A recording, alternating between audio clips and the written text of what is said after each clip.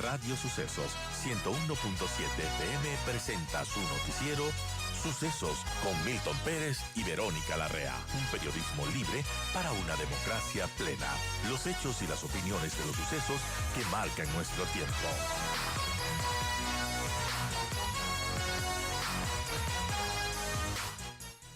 8:26. Continuamos con más entrevistas y bueno, ya falta poquito para la posesión del nuevo gobierno, bueno, del nuevo periodo del gobierno de Daniel Noboa, y es que ya terminó su gira internacional y bueno, quedan menos de 2 semanas antes de su posesión, que será el 24 de mayo. Desde esta fecha, pues arranca el nuevo periodo ya completo, 4 años con Daniel Noboa. Y bueno, lo último que estaba haciendo, aparte de su gira internacional, desde el 15 de abril, 2 días después de las elecciones, el presidente Noboa hizo algunos cambios en el gabinete. En esa fecha nombró a Felipe Rivadeneira, recordemos, como embajador de Ecuador ante los Emiratos Árabes. También el último cambio lo hizo el 7 de mayo con la designación de Irene Vélez como delegada de Noboa ante el Directorio de Medios Públicos en liquidación. En ese periodo de tiempo también se dio la designación de Saría Moya como ministra de Economía. También ella ha sido designada en su momento como vicepresidenta. También lo hizo con Luis Jaramillo como ministro de la Producción y cambios en las comandancias generales de la Fuerza Naval Terrestre, de la Policía Nacional. Andrea Sánchez también se le encargó la Secretaría Nacional de Planificación. A Mónica Palencia, quien fue ministra del Interior, ahora fue nombrada como embajadora ante la Organización de Estados Americanos, ante la OEA.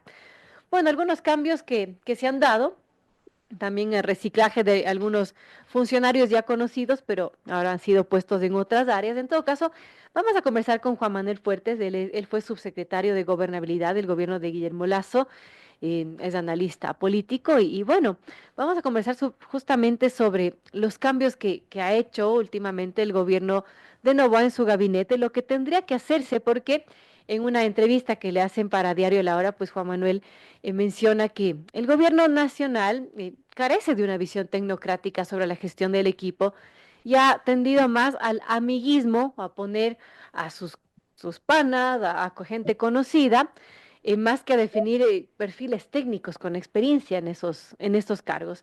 ¿Qué tendrá que hacer en esta nueva gestión para que tenga éxito? Porque claro, si le va bien al gobierno, le va bien al país, si le va bien al país, nos va a todos nosotros, y es lo que quisiéramos en realidad, que nos vaya bien.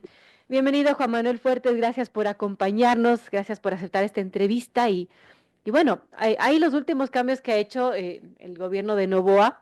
¿Cómo ve esos últimos cambios? ¿Qué debería hacerse para este nuevo periodo de 4 años que le espera al gobierno y que todos tenemos una expectativa de que, por supuesto, le vaya bien al presidente? Bienvenido, Juan Manuel, gracias por acompañarnos. Vero, buen día, un saludo a la audiencia. Lo que usted decía inicialmente, la pregunta, ¿qué debería hacer? Es simple, aplicar tecnopolítica. Pero claro, la tecnopolítica, sobre todo en materia de gestión de gobierno, es un tema muy complejo ¿Qué es porque la implica, tecnopolítica, Juan Manuel? Explíquenos desde cero para quienes no estamos entendidos de la materia. bueno, la tecnopolítica es la aplicación en la política y en este caso puntualmente en la política gubernamental de las herramientas científicas, técnicas de las que se puede disponer al momento. Y le decía en consecuencia que si algo deben hacer los gobernantes, los políticos en general, pero particularmente los gobernantes, es aplicar tecnopolítica.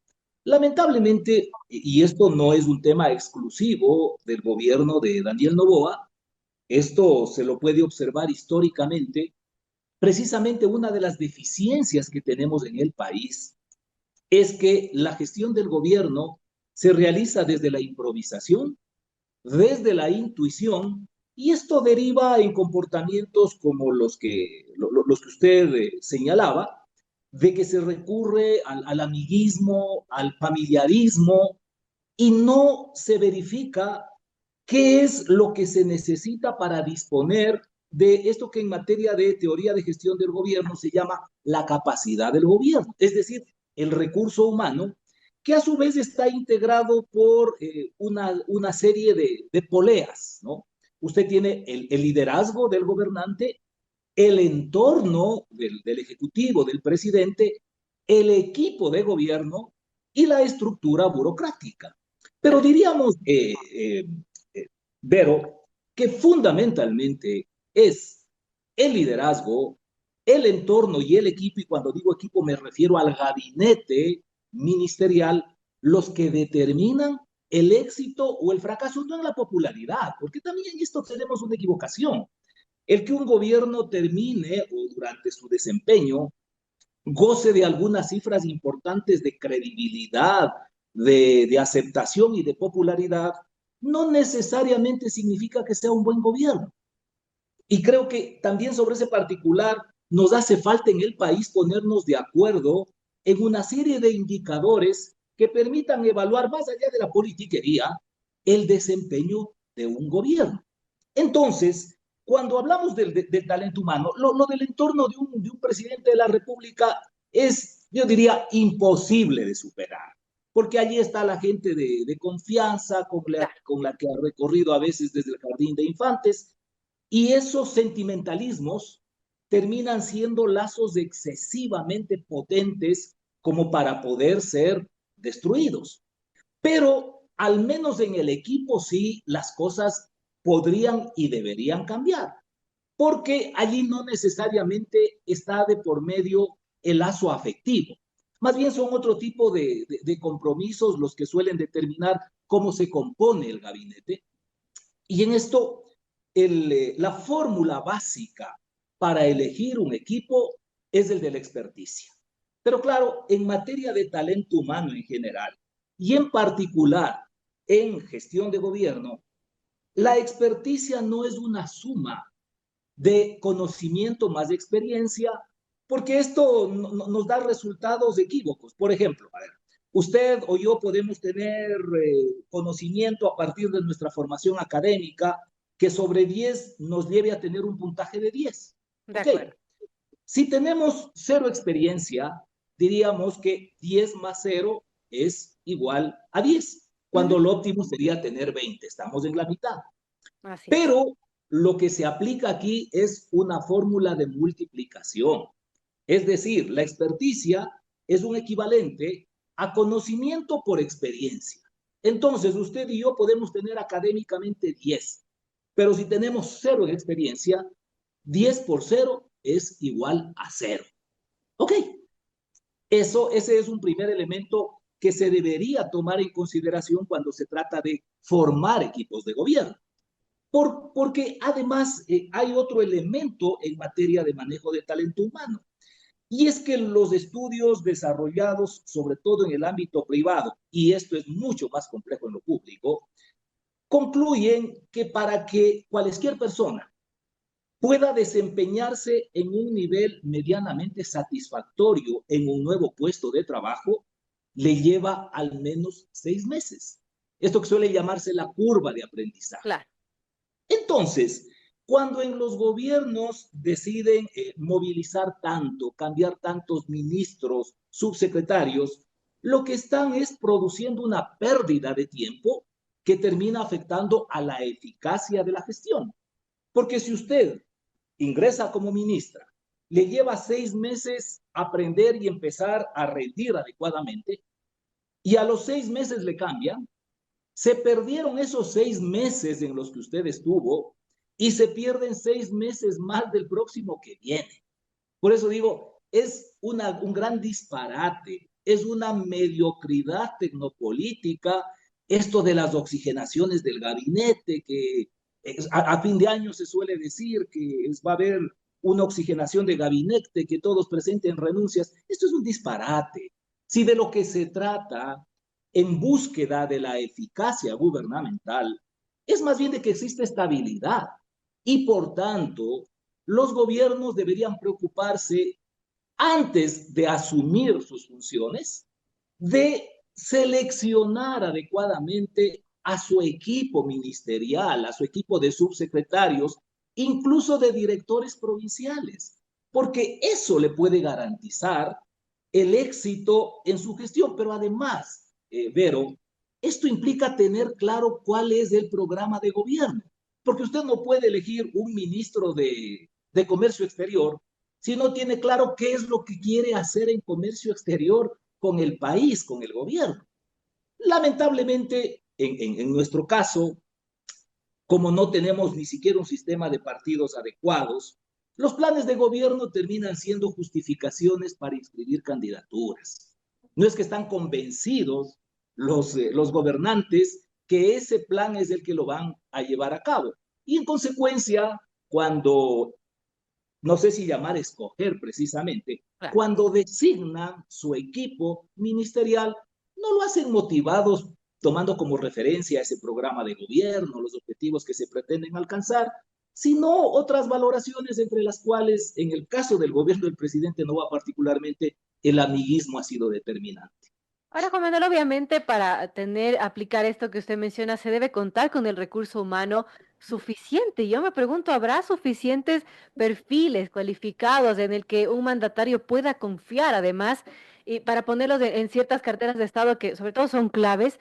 Porque claro, siempre hay ese fantasma de la corrupción, siempre hay ese fantasma de las traiciones y se necesita quizás gente en la que se pueda confiar 100%, ¿no? Entonces quizás se valora más esa confianza en cierto perfil que la técnica quizás del conocimiento. ¿Cómo ve eso también que es un factor a tomar en cuenta?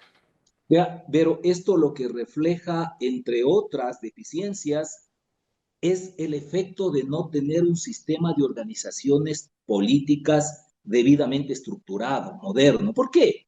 Porque si existe una organización política, usted va a encontrar en las filas de los militantes, de los cuadros, gente que tendrá conocimiento académico, que tendrá experiencia administrativa y que además está identificado por el mismo contenido ideológico.